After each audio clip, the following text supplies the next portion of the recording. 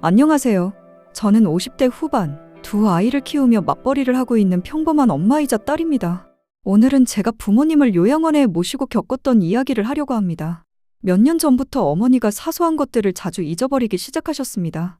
방금 식사를 하시고도 나 밥 안 먹었는데. 라고 하시거나 냄비를 올려놓은 뒤 불을 끄는 걸 깜빡하시곤 했습니다. 이런 모습이 잦아져 병원에 모시고 갔고 결국 치매 초기라는 진단을 받게 되었습니다. 아버지도 무릎 관절염이 심해 혼자 걷기가 점점 힘들어지셨습니다. 계단을 오르내리는 것조차 버거워하시고 앉았다 일어나는 단순한 동작만으로도 무릎이 금세 붓곤 했습니다.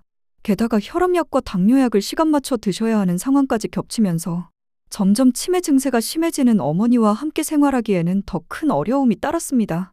부모님 두 분의 상황이 이렇다 보니 처음에는 정부에서 지원하는 방문 요양 서비스를 신청해 집에서 모시기로 했습니다. 요양보호사 선생님이 오셔서 식사 준비와 청소, 어머니 목욕까지 도와주셨습니다. 하지만 요양보호사 선생님이 돌아가고 나면 다시 부모님만 남게 되었고 그때마다 제 마음은 늘 불안했습니다. 특히 어머니의 치매 증세가 점점 심해지면서 아버지 혼자서는 감당하기 힘든 상황이 자주 생겼습니다. 그래서 부모님에 대한 걱정이 제 머릿속에서 좀처럼 떠나질 않았습니다. 결국 의사의 권고와 가족회의 끝에 두 분을 함께 요양원에 모시기로 했습니다. 하지만 제 마음은 쉽사리 편해지지 않았습니다.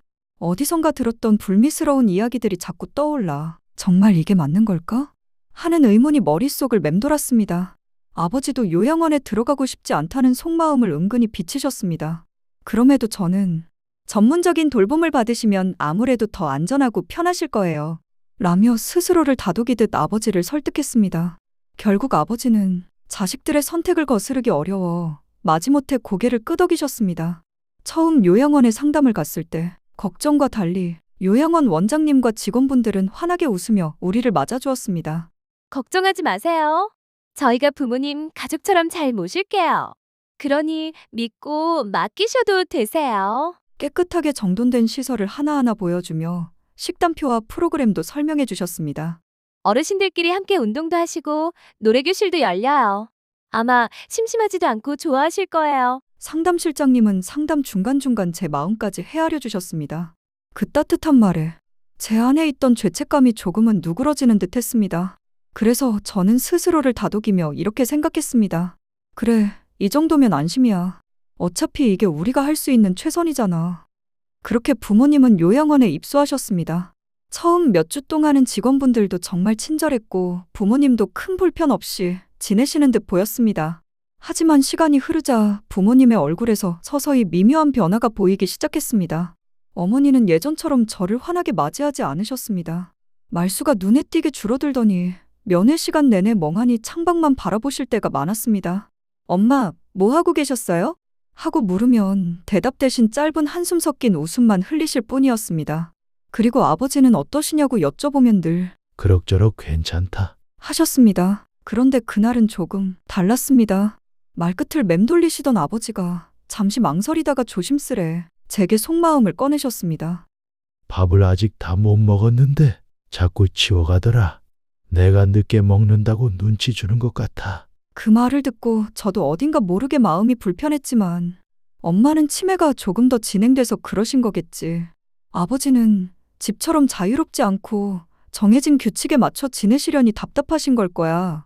곧 익숙해지실 거야. 하고 스스로를 달랬습니다. 하지만 그날은 아버지가 제 손을 꼭 잡고 말씀하셨습니다. 내 엄마가 새벽에 화장실을 찾지 못해 복도를 헤매는데 직원이 바쁘다며 그냥 복도 의자에 앉혀두고 갔더라. 결국 엄마가 참지 못하고 그 자리에서 실수를 했는데 일을 만든다고 다른 사람들 앞에서 큰 소리로 핀잔을 주더라. 냄새난다고 짜증내기도 하고. 그래, 다들 일이 많으니까 힘들겠지.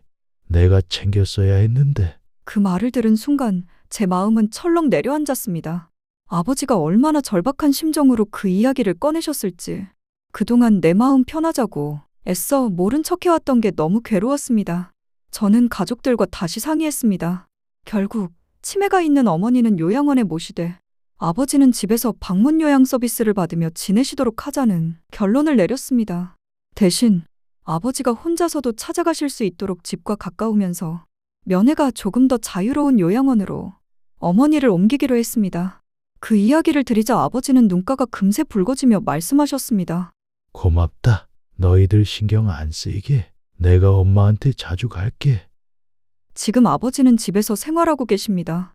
매일 오전에는 요양보호사 선생님이 집안일을 도와주시고 오후가 되면 택시를 타고 어머니가 계신 요양원으로 찾아가십니다. 예전보다 아버지의 표정은 한결 밝아지셨고 어머니도 여전히 치매 증세는 있으시지만 아버지와 함께 있을 때는 잠시나마 대화를 나누실 때도 있습니다. 저는 이번 경험을 통해 한 가지를 분명히 깨달았습니다. 부모님을 요양원에 모시는 일은 단순히 편의를 위한 선택이 아니라 끝까지 신중히 따져보고 내려야 할 결정이라는 것을요. 요양원에서 부모님이 겪는 어려움은 우리가 미처 짐작하는 것보다 훨씬 클 수 있습니다. 자칫하면 인간으로서 마지막까지 지켜야 할 존엄마저 흔들릴 수도 있습니다. 하지만 요양원에 모실 수밖에 없는 상황이라면 자주 찾아뵙고 작은 표정의 변화에도 귀 기울이며 부모님의 목소리를 직접 들어야 합니다.